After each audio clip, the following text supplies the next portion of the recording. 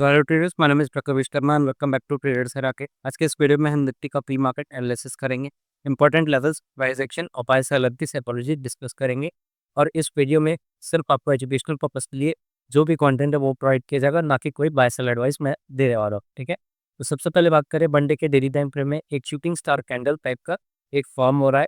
पर अगर आप ध्यान से देखोगे, ये शूटिंग स्टार नहीं, ये एक इनसाइड बार का कैंडल रिप्रेजेंट कर रहा है। अगर आप बात करोगे 25,000 का ओपन प्राइस इस रेड कैंडल का यहाँ पर है, और नीचे में अगर इसकी क्लोजिंग देखोगे तो 24,678 की क्लोजिंग यहाँ पर है। अब अगर इसके कैंडल मोमेंटम को डिस्कस किया जाए, तो अगर आप देखो कि ना इसका हाई ब्रेक हुआ है ना इसका लो ब्रेक हुआ है। ठीक है, कैंडल की जो साइज है ग्रीन कलर की वो इसी रेड कैंडल के अंदर बनती है। दैट मीन्स मार्केट में शायद ऊपर और नीचे से जो राइटिंग है, ऑप्शंस की राइटिंग, या फिर ऑल सेलर्स ऊपर से और नीचे से पुट सेलर प्राइस को एक बीच के रेंज में बांधने की कोशिश कर रहा है। दैट्स व्हाई मार्केट, जैसा ये रेड कैंडल दिखा रहा था कि मार्केट शायद रिवर्स हो सकता है, वैसा हुआ नहीं। क्योंकि अगर इसको गिरना था तो आज के दिन में ये सेलिंग करके यहाँ पे नीचे जो बायर्स बैठे हैं उनके स्टॉप लॉस को हिट कर सकता था। बट आज बायर्स ने थोड़ा सा जो एग्रेसिवनेस है वो दिखाया है, और मार्केट की जो क्लोजिंग है आज 24,800 के साइकोलॉजिकल लेवल पे क्लोजिंग हुई है। 1 आवर के टाइम फ्रेम में जाएंगे और वहां पर मार्केट का स्ट्रक्चर देखेंगे कि अभी मार्केट में हो क्या रहा है। बात करें तो कल मार्केट की एक्सपायरी है, शायद एक बड़ा मूव देखने को मिल सकता है। बट उससे पहले मार्केट का सही तरीके से एनालिसिस करना आपका कर्तव्य बनता है।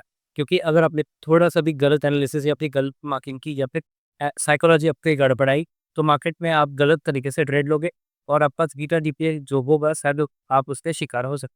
सबसे पहले स्विंग लो यहाँ पर है, स्विंग हाई यहाँ पर है, इसको अटैच करते हैं, देखते हैं 0.5 का लेवल कहाँ पर निकल के आ रहा है।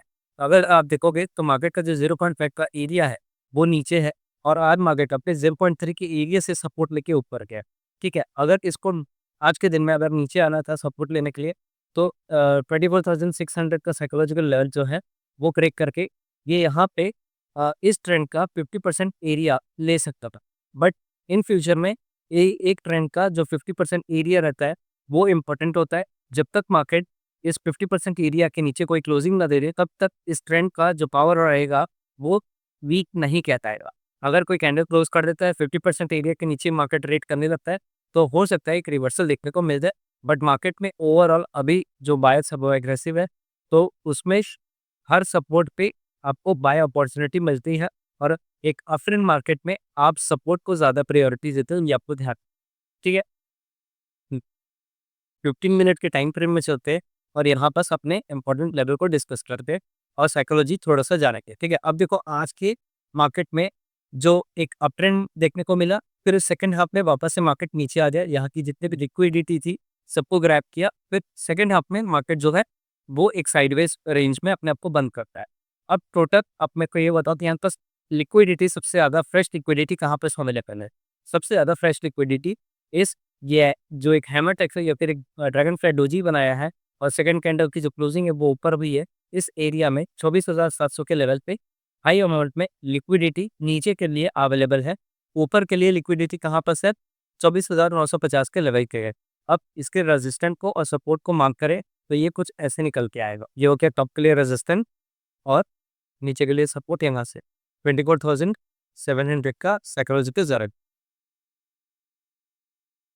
क्यों मार्क किया, यहाँ से सेलिंग और यहाँ से सेल। ठीक है, ऊपर से भी और यहाँ विक से भी, इसलिए इसको एक रेंज में बांधा, यहाँ से सपोर्ट और बीच के एरिया से सपोर्ट, इसलिए इसे एक रेंज में बांधा। अब पूरे दिन में अगर आप देखोगे तो यहाँ से मार्केट जो कि कल के दिन पे गिरा था, आज मार्केट ने यहाँ पर देर रोज से सपोर्ट लिया।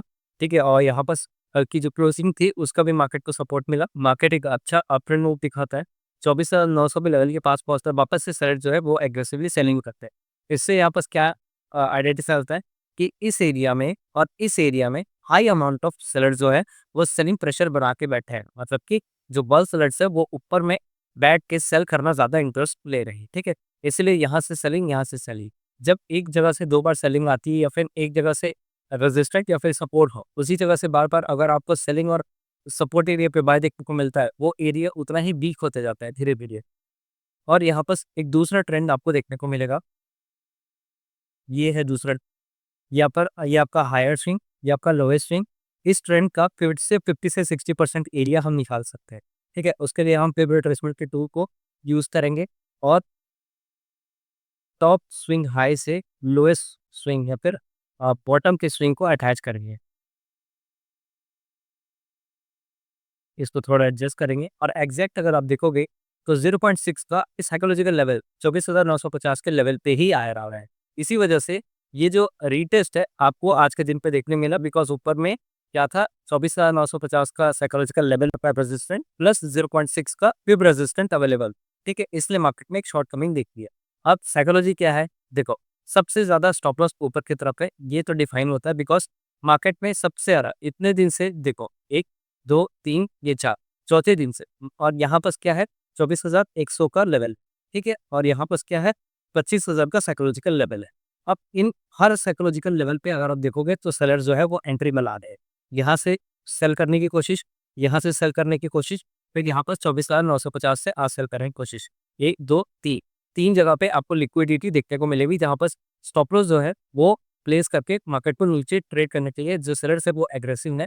और यहाँ पर इस रीटेस्ट से होता क्या है, जब एक रीटेस्ट आता है मार्केट वापस से जब नीचे जाने की कोशिश करता है, तो जो लोग यहाँ पर अपने एसएफ को बार बार ट्रेल कर रहे होंगे, अब यहाँ पर जो लोग स्टॉप लॉस लगाए होंगे वो अपने स्टॉप लॉस पर ट्रेल करके इस जगह पे स्टॉप लॉस ले आते हैं, तो यहाँ पर स्टॉप लॉस फिर से और ऐड हो जाता है।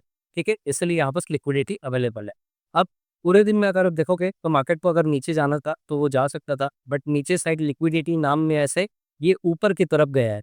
अब इस एरिया में भी लिक्विडिटी अवेलेबल है, बट शॉर्ट टाइम के लिए, बस थोड़े समय के लिए। अब क्या कर सकता है मार्केट ज़्यादा से ज़्यादा कि कल मार्केट अगर नीचे खुले, पहले इन लोगों को मार्केट से आउट कर दे। ठीक है, यहाँ से मार्केट नीचे क्लोजिंग दे दे, इन सबको मार्केट से आउट कर दे, इनके स्टॉप लॉस कटेंगे। फिर अगर कोई रीटेस्ट पे फिर से स्टॉप लॉस ऐड होता है या फिर फिर से सेलर्स एग्रेसिवली सेलिंग करते हैं, क्या पता एक एक्सपायरी का अच्छा मूव, फिर से बड़ा मूव कुछ इस तरीके का ऊपर जाता हुआ मिल सकता है। ठीक है, और अगर मार्केट अगर सही में नीचे रिवर्स होता है तो नियरेस्ट सपोर्ट आपके लिए कौन सा होगा, उसको भी मैं ड्रॉ करके दे दूँ। सो अगर आप देखोगे तो इन दोनों के बीच में ज़्यादा गैप नहीं, अगर आप देखोगे तो बहुत ज़्यादा गैप नहीं। ये क्या है 24,680 का लेवल है और यहाँ बस 24,600 का लेवल है, मतलब कि कुछ 30 60 80 पॉइंट्स का जो गैप है वो यहाँ पर अवेलेबल है। ठीक है, मार्केट को एक अच्छा अगर नीचे जाना है तो उसको 24,600 तक के आप शॉर्ट कमिंग के लिए एक शॉर्ट स्कैल्प करके ट्रेड कर सकते, बट मैं अपसाइड के लिए ज़्यादा एग्रेसिव हूँ क्योंकि ऊपर में सबसे ज़्यादा स्टॉप लॉस अवेलेबल। ठीक है, तो ट्रेड कहाँ नहीं करना है, सबसे पहले ट्रेड यहाँ नहीं करना है क्योंकि ये एक वॉलेटाइल रेंज है, यहाँ से डाउन, यहाँ से अप, फिर से अप। ठीक है, तो ये एक वॉलेटाइल रेंज है जगह 24,900 से लेके 24,700 के लेवल तक साइडवेज मार्केट, और मार्केट को एक अप ट्रेंड रैली चाहिए तो ऊपर की तरफ डायरेक्शन ज़्यादा अच्छा मिलेगा। नीचे के लिए मैं ज़्यादा एग्रेसिव नहीं हो सकता बिकॉज़ जो भी लिक्विडिटी चाहिए थी, वो मार्केट अब ऊपर बना चुका है। नीचे में जब सोचो, खुद सोचो, जब ये लोग मार्केट में पोज़ीशन बना के बैठे होंगे, ये लोग मार्केट के इतने जाने तक जो एंट्री एक पीएनएल में अपना प्रॉफ़िट दिख रहा होगा, जब मार्केट धीरे-धीरे आता है, जब मार्केट धीरे-धीरे नीचे आता है, तो जब किसी को लॉस दिखता है, तो वो क्या करता है अपने पोज़ीशन को जल्दी से स्क्वायर ऑफ करता है या फिर अपने जो जो भी एंट्री उसने बनाई होती है, उसको कहीं से भी एग्ज़िट करता है। ठीक है? इसलिए अब ज़्यादा स्टॉप लॉस नीचे ना मिलने की वजह से मार्केट को ज़्यादा वजह नहीं है कि मार्केट नीचे जाए। मार्केट को जो चाहिए रहेगा वो अपसाइड की ओर छोटे रिटेलर के स्टॉप लॉस को हिट करके ऊपर निकल सकता है। ठीक है? तो आज के लिए एनालिसिस सिर्फ इतना ही, और अगर अभी तक आपने डीमैट अकाउंट नहीं खुलाया तो डिस्क्रिप्शन में लिंक है, वहाँ से आप अपना फ्री में डीमैट अकाउंट खोल सकते हैं।